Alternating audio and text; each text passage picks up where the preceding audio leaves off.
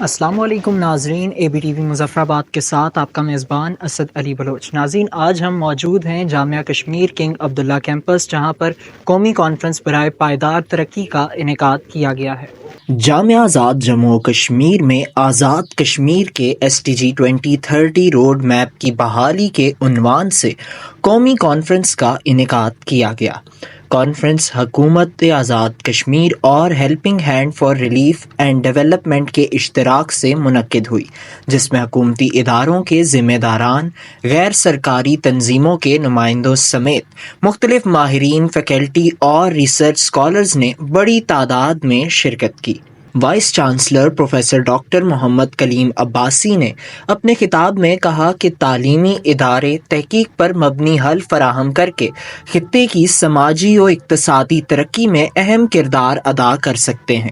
انہوں نے وزیر اعظم چودھری انوار الحق کی جانب سے S D Gs support unit کی بحالی اور تعلیمی اداروں کو پالیسی سازی میں شامل کرنے کے اقدام کو دور اندیش فیصلہ قرار دیا۔ سیکریٹری ٹیفٹا سید مسعود بخاری نے کہا کہ نوجوانوں کو ہنرمند بنا کر روزگار کے مواقع پیدا کیے جا سکتے ہیں، جو پائیدار ترقی میں مددگار ثابت ہوگا۔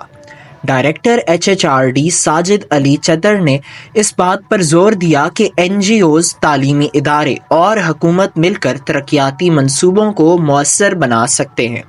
Consultant S D Gs support unit Syeda Asma Andrabi نے کہا کہ یہ کانفرنس آزاد کشمیر میں پائیدار ترقی کی راہیں متعین کرنے میں اہم کردار ادا کرے گی۔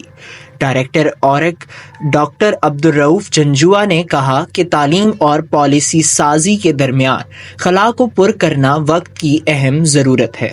کانفرنس میں 17 ورکنگ گروپس نے ایس ٹی جیز پر سفارشات پیش کی، جبکہ اختتامی سیشن میں پالیسی سازوں، حکومتی و غیر سرکاری اداروں اور ماہرین تعلیم نے ایس ٹی جیز کے نفاذ میں مل کر کام کرنے کے عزم کا اظہار کیا۔